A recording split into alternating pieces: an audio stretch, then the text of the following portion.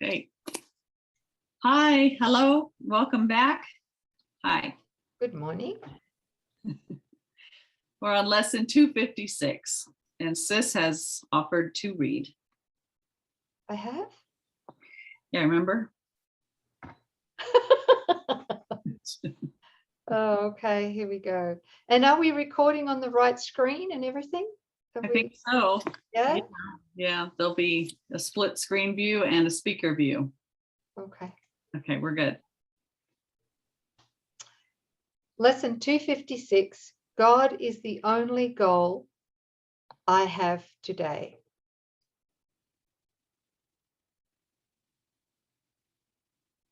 God is the only goal I have today. The way to God is through forgiveness here. There is no other way. If sin had not been cherished by the mind, what need would there have been to find the way to where you are? Who would still be uncertain? Who could be unsure of who he is? And who would yet remain asleep in heavy clouds of doubt about the holiness of him whom God created sinless? Here we can but dream. Here we can only dream.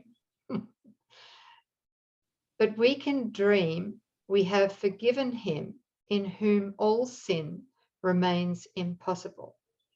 And it is this we choose to dream today. God is our goal. Forgiveness is the means by which our minds return to him at last. And so, our Father, would we come to you in your appointed way? We have no goal except to hear your voice and find the way your sacred word has pointed out to us. And again, God's appointed way is forgiveness. Yeah. Can we just unpack this a bit, Sis? It's a bit Sure. disjointed the way, for me anyway. Anyway, starting at the beginning of this lesson again, God is the only goal I have today. The way to God is through forgiveness here. Then he goes on to say this, just in case we didn't get that, there is no other way. Right. That's a big statement. Yeah. There literally is no other way. Right. So I want to just bring this up. Mm-hmm. Is in that case, then I think he's also asking us to discern without any self-judgment, no self-blame, no guilt, but to look at with open eyes and with Holy Spirit at what we've used or are currently using to replace forgiveness. Mm-hmm. What I'm saying here is like our accomplishments, right? Our accomplishments, our pride, body-centered improvements that we make. And on the flip side of that is our like self-sabotage.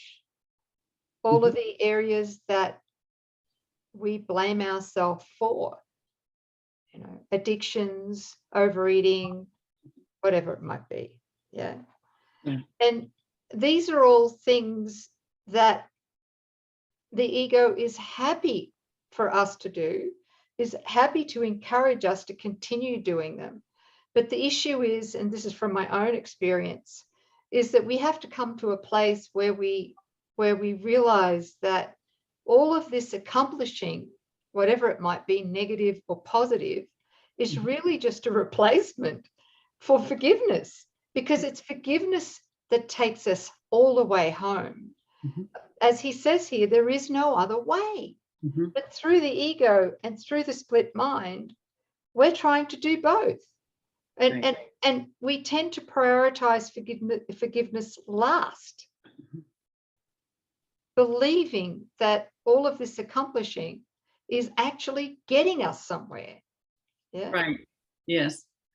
Um, Forgiveness starts out as a concept as we learn about it, and then we practice it a little bit, but we're very convinced that there's a lot more in the world that calls for our attention, real things that we need to tend to. Forgiveness is not high on our priority. And yet that the more you begin to awaken and see how this world works, we come to this place of recognition that God is the only mind. God is the only life. Only what God created is. Nothing else is true, right?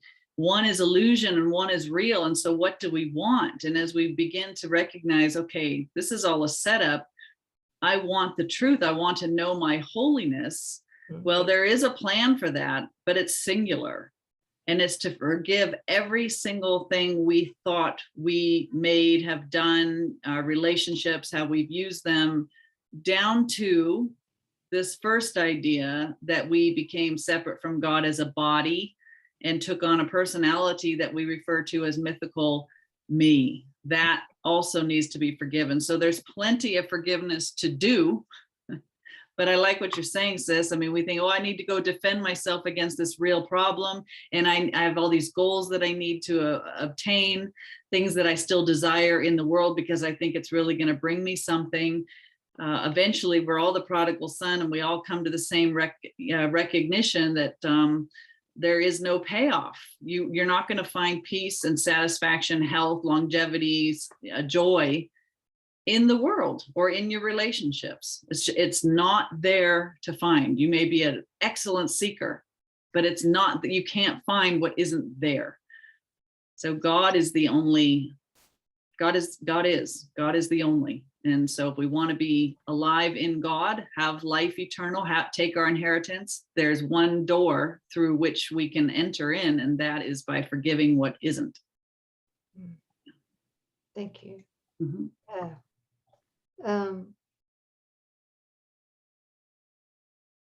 So forgiveness, again, forgiveness is the closest. It's the closest that we can come. It's the means by which, it's the closest that we can come to the felt state and the knowing of our sinlessness.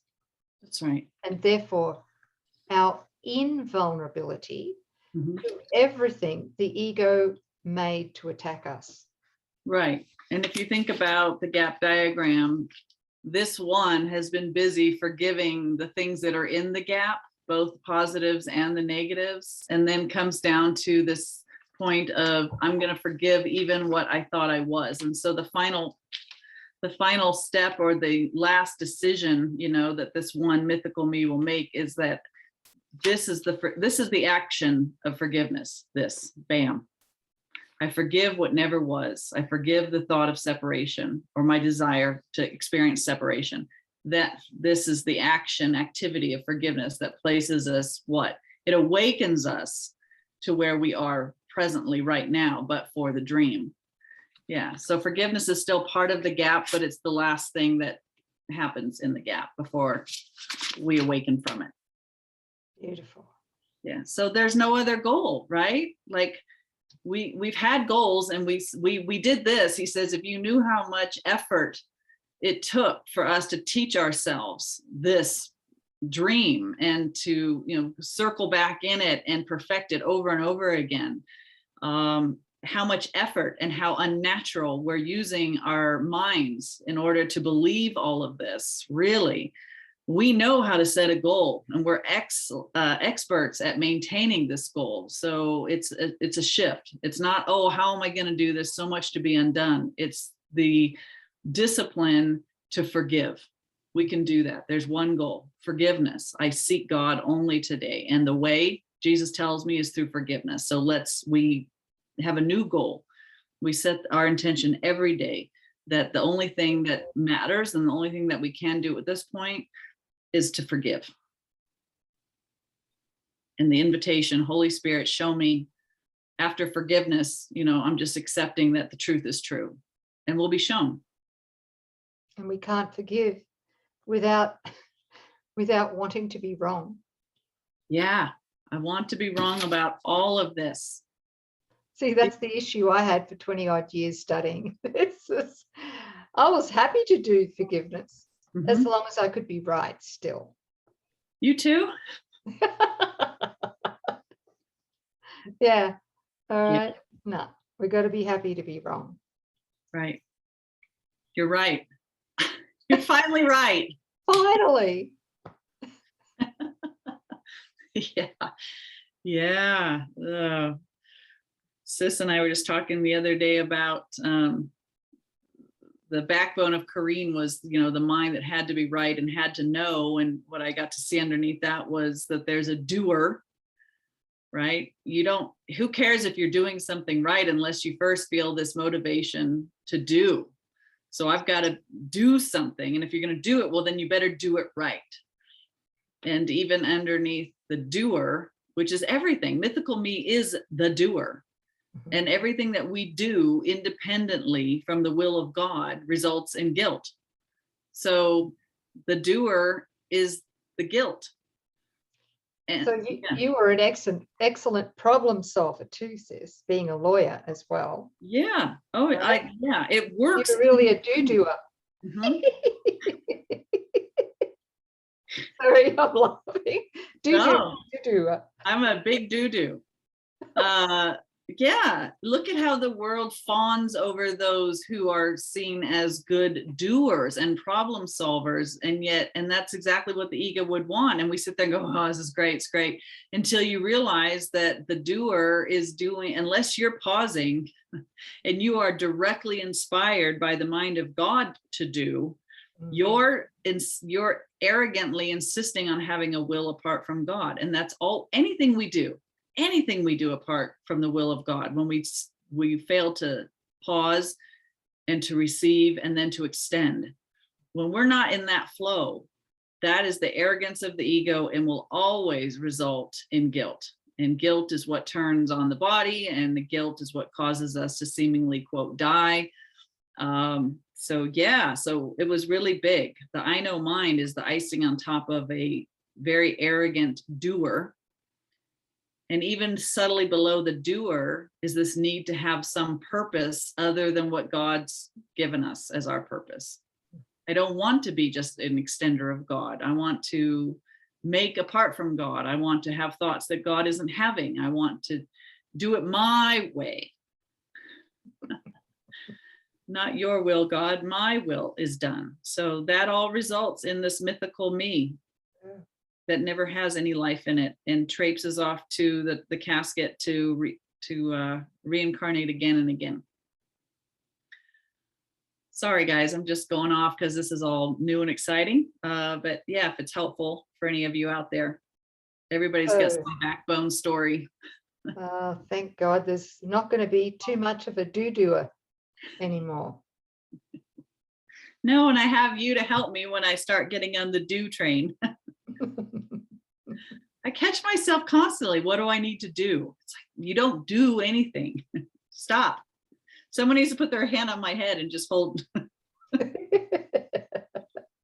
Like a toddler, distracted all the time. Yeah. Sorry. So God is the only goal I have today. Sticking to it. Thanks, sis. Thank you. Thank you. Thanks, family. We'll see you next time. Thank you, beautiful family. Don't forget, there's something to remember to do. This is Sorry to contradict this lesson. But this is inspired. This is from God. What? Yes, God said, forgive me. All right.